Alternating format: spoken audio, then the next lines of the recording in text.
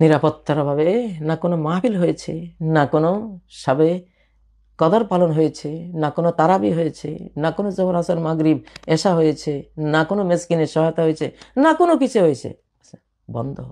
কিসের অভাব? নিরাপত্তার অভাব। জ্ঞান পাপী মসজিদ কিসের অভাব? আজকে বিপন্ন কেন? নিরাপত্তার অভাব। আজকে ভারতের 25,000 মাদ্রাসা বন্ধ, মসজিদ সব বন্ধ। কিসের অভাব? হ্যাঁ, 25,000 মানে কি? একটা পুরো জাতি আজকে বন্ধ। কিসের অভাব? নিরাপত্তা। আজকে গাজাবাসীর কিসের অভাব? এই মানুষগুলি আল্লাহ কি যোগ্যতা দেননি? তা দুনিয়াবি সকল যোগ্যতা দিয়েছেন। একটা জিনিসের অভাবে আজকে তারা সারা পৃথিবীতে তারা আজকে করুণার পাত্র। সবাই দোয়া করি, আমরা সবাই দোয়া করি। তারা আজকে মা হারা, বাবা হারা, তারা সম্ভ্রম হারা, স্ত্রী হারা, শিশু হারা। হ্যাঁ, তাদের সেই কান্নার আওয়াজ আরশ পর্যন্ত হয়তো কেঁপে ওঠে। তো কিসের অভাব? নিরাপত্তার অভাব। আজকে সিরিয়ার যে মুসলিমরা, কোটি কোটি মুসলিম পার্শ্ববর্তী দেশগুলিতে খোলা আকাশের নিচে মাটির উপরে পড়ে আছে, কিসের অভাব? নিরাপত্তার অভাব। হ্যাঁ, এটাই তো, তাই না? আমাদের পাশে যে রোহিঙ্গা কি না ছিল? সবই ছিল। ব্যবসা বাণিজ্য, মসজিদ, মাদ্রাসা, এতিমখানা, ওয়াজ মাহফিল করার যোগ্যতা, ওয়াজ করার যোগ্যতা, খতিবি, ইমামতি, দুনিয়ার কৃষি, মানে পার্থিব এবং অপার্থিব সব কাজের সকল কিছু আয়োজন ছিল। কিসের অভাবে আজকে তাদের কিছুই নাই? সে নিরাপত্তা। নিরাপত্তা নাই, আপনি কি করবেন? নিরাপত্তা। মক্কা থেকে নবীজির সাহাবিরা যে সিরিয়ায় হাবশা আবিসিনিয়া চলে গিয়েছিলেন, কিসের অভাব ছিল? তাদেরই ভিটামাটি, তাদেরই ভাব বাই, চারপাশে তাদেরই সবকিছু। কিসের অভাব? নিরাপত্তা। আপনি এই বাংলাদেশে আপনি কোথায় ওয়াজ মাহফিল করবেন? কোন মসজিদে ইমামতটা করবেন? কোন মাদ্রাসায় পড়াতে যাবেন? আপনি কোথায় তসবিটা জপতে যাবেন? ধর্ম যেখানে পালন করবেন সেই জায়গাটা নিরাপদ না হলে ধর্ম কি সেখানে পালন করা যায়?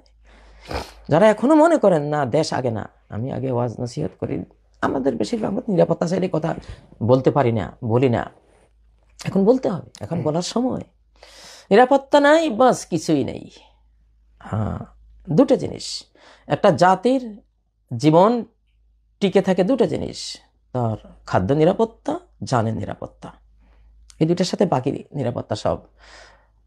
যেই কথাটি সূরা কোরাইশের শেষ আয়াতে একেবারে সংক্ষেপে বিশ্ব রাজনীতির, বাংলাদেশি রাজনীতির সারবত্তা আল্লাহ বলে দিয়েছেন।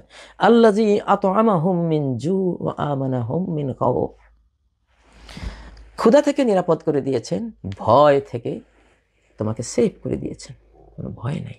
দেশে এখন ভয় বিরাজ করছে। বাংলাদেশ নিয়ে আমরা ভয় করি। নজর পড়ে গেছে, বাংলাদেশের দিকে নজর পড়ে গেছে, বদনজর। দেখেন, নিরাপত্তা কর্মীদের খুব সতর্ক থাকতে হয়। আল হাজমু সুউজ্জান আরবিতে বলে কুধারণাই বিচক্ষণতা।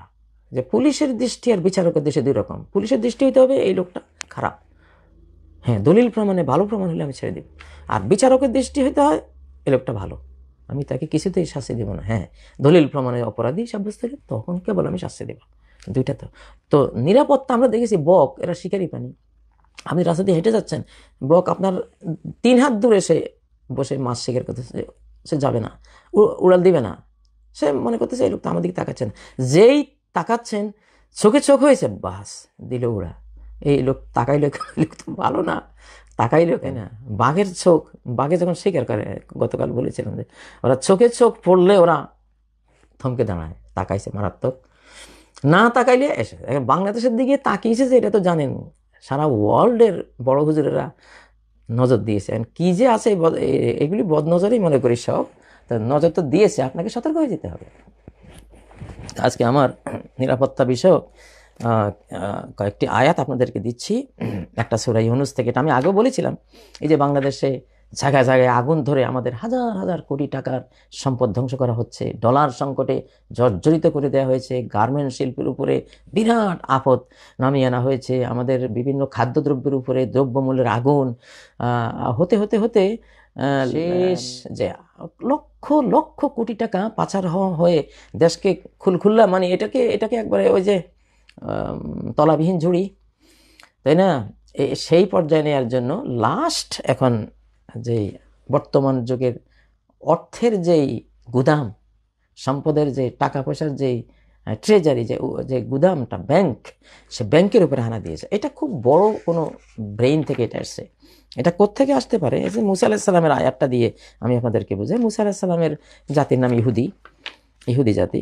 তো তাদের নবী মুসা আলাহিসাল্লাম, আমাদেরও উনি নবী। তো উনি কি বলেছেন কোথায়, এটা তো আমরাও জানি, ওরাও জানে। ব্রেন থেকে এটা এসেছে। দেখেন, অর্থ এমন একটা জিনিস, পেটে ভাত নাই আপনি কিসে যুদ্ধ করবেন? বিশ্বযুদ্ধ শেষ এখানে। পেটে ভাত নাই তো সৈনিক যুদ্ধ করবে? কোনোদিনও করবে না। কি দিয়ে যুদ্ধ করবে? জ্বালানি নেই, আপনার মার্সিডিজ গাড়ি ফুয়েল শেষ, দাঁড়িয়ে আছে রাস্তায়। ট্রাক ফুয়েল নাই, দাঁড়িয়ে আছে। এটা তো ফুয়েল, অর্থনীতির ফুয়েল। তা ইতিহাসে নবীদের মধ্যে 2 জন নবী ফুয়েলের উপরে, ফুয়েল ট্যাঙ্কে আঘাত করেছেন শত্রুদের। ফুয়েল শেষ হলে তো এরা এই অত্যাচারগুলো করতে পারবে না। তো ফুয়েল ট্যাঙ্কে আক্রমণ করা, এটা মুসা আলাইহিস সালামও করেছেন, আমাদের নবীজিও করেছেন সর্বশেষ পর্যায়ে। যে এখন আর এটা ছাড়াও মুসা আলাইহিস সালাম ওদের ফুয়েল ট্যাঙ্কে কি হামলা করেছেন? ওয়াকাল মুসা রব্বানা ইন্নাকা আতাইতা ফিরআউনা ওয়া মালাআহু যিনাতাও ওয়া আমওয়ালান ফিল হায়াতিদ দুনিয়া। আর মুসা বললেন, হে রব, আপনি ফেরাউনকে এবং তার সদস্য বর্গকে, সভাসদ বর্গকে দিয়েছেন জিনা, দুনিয়ার চাকচক্য, মণিমুক্তা, সোনাদানা, এসব কিছু, ও আমওয়ালান, এবং সম্পদ দিয়েছেন বিস্তর, ফিল হায়াতিদ দুনিয়া, এই জাগতিক জীবনে। রব্বানা লাইয়ুদিল্লু আন সাবিলিক, হে আমাদের রব, এটার শেষ পরিণতি হলো তারা আপনার ইসলাম থেকে দূরে সরাবার কাজে তাদের এই অর্থশক্তি, তাদের এই যে ধনবল, এই ধনবলকে তারা কাজে লাগাচ্ছে। তো এখন এদের এই অত্যাচার থেকে বাঁচতে হলে আপনি কি করেন? রব্বানা তুমিস আলা আমওয়ালিহিম, তাদের সমস্ত সম্পদ আপনি মুছে দেন একেবারে। দেখেন, এটাই তো একবার পঙ্গপালে একেবারে সব খেয়ে সাবার মুছে দিয়েছে। আবার রক্ত এসে যেখানে হাত দেয়, যেখানে যা রাখে খাবার, চাল ডাল গম, এইটা সেইটা, দুধ, রক্ত, সব রক্ত। হ্যাঁ, অর্থনীতি শেষ। মাপ ছেয়ে আবার যে আমরা ইমান আনবো, আপনি এটা তুলে নেন। তা মুসা আলাইহিস সালাম দয়া করে আল্লাহর কাছে দোয়া করেছেন, তুলে নিয়েছেন। আবার যে সেই আবার ব্যাংক বাহিনী দিয়ে দিলেন, ব্যাংকের আক্রমণে সব শেষ, অর্থনীতি শেষ, একেবারে তলানিতে। আবার মাপ চাইলো, আল্লাহ ব্যাংক তুলে নিলেন। আবার শুরু হলো, এবার দিলেন আল্লাহ 4 পোকা। এমন 4 পোকার আক্রমণে কি রান্না বাড়া করবে, কি খাবে? তো হয়তো ফসল আছে কিন্তু খাবার কোনো তৌফিক নেই। 4 পোকার যন্ত্রণায় সব দৌড়াদৌড়ি, হুড়াহুড়ি অবস্থা। তো এগুলি, একটা মানুষ চাকরি করবে, কৃষি করবে কখন? যদি সারা গায়ে 4 পোকা কামড়ায়, ও কৃষি করবে না ব্যবসা করবে, সবই শেষ। এগুলি সবই মানুষের কর্মশক্তি, অর্থশক্তির উপরে আক্রমণ। এই দোয়ার ফলে আল্লাহ তাআলা ওই সিস্টেমগুলো দিয়েছিলেন। তো এটা 88 নম্বর আয়াত সূরা ইউনূসের।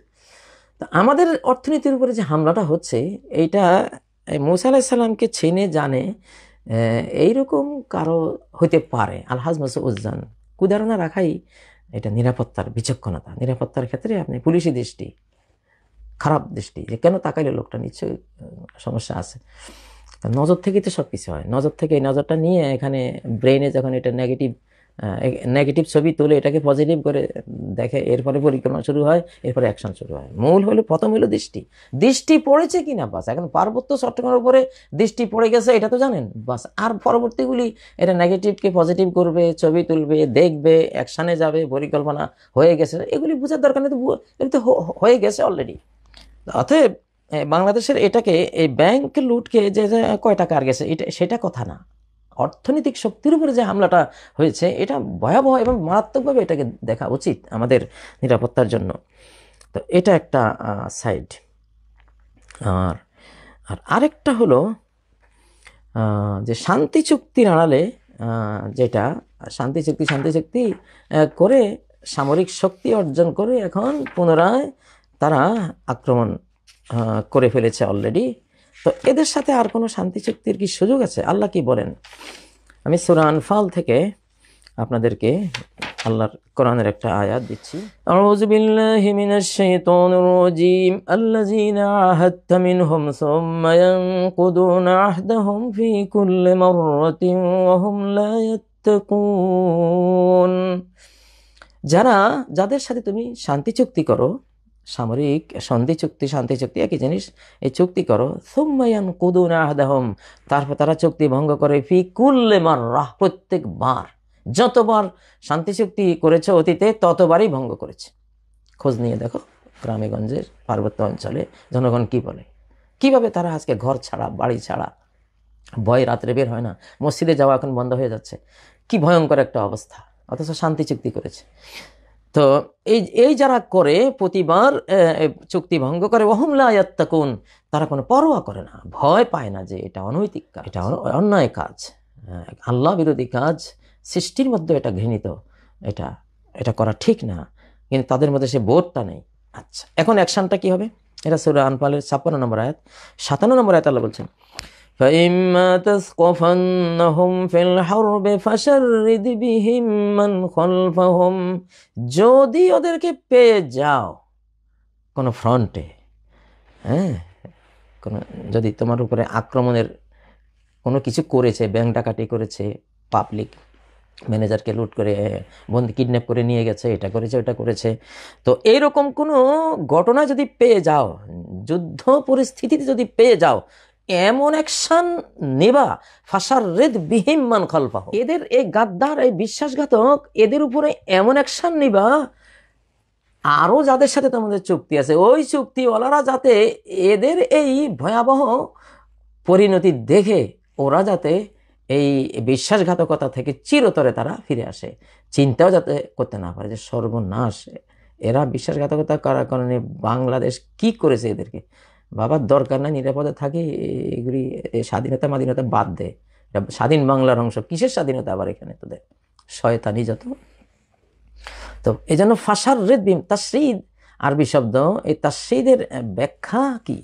তাশরিদের ব্যাখ্যা আরবি আমি বাংলা আপনাদেরকে করছি। ওয়াত্তাশরিদ আত-তাতরিদ ওয়াত-তাবদীদ ওয়াত-তাফরিক। তাতরিদ একেবারে বিতাড়িত করে দেয় এখান থেকে, এলাকা ছাড়া, এগুলি আর এলাকা, এগুলি নিষিদ্ধ, এরা ঢুকতে পারবে না, এদের সবার বায়োডাটা নিয়ে এগুলি এই এলাকায় আর ঢুকতে পারবে না, নিষিদ্ধ এগুলি, এগুলি ভাইরাস, করোনা ভাইরাস, এগুলি বিতাড়িত করে। তাতরিদ ওয়াত-তাবদীদ, এক জায়গায় রাখো না, এক জায়গায় রাখলে আবার ওইখানে গিয়ে শয়তানি করবে, এক জায়গায় জড় হইতে দিও না, যেন একটা চলে যাবে কলিকাতা, একটা চলে যাবে ইংল্যান্ড, একটা চলে যাবে ওই যে পশ্চিম আমেরিকা, মানে এক একটা একখানে এমন এমন মার দিবা, মারের চোটে এক জায়গায় জড় হওয়ার সাহস যাতে আর না পায় ওরা। এটা হলো তাবদীদ। ও তাফরিক, আর তাফরিক কাছাকাছি শব্দ, মানে ছিন্ন ভিন্ন করে দাও একেবারে, ওদের সংগঠন মঙ্গঠন কিসের KNF এটা সেটা একদম ছিন্ন ভিন্ন করে দাও, এমন সিরিয়াস অ্যাকশন নিবা আগামী 100 বছরও, মানে আগামী আর কোনো সময় যাতে এরকম শয়তানির এরকম আক্রমণের কোনো সাহস ওরা না পায়। হ্যাঁ, এটা কোরআনের কথা।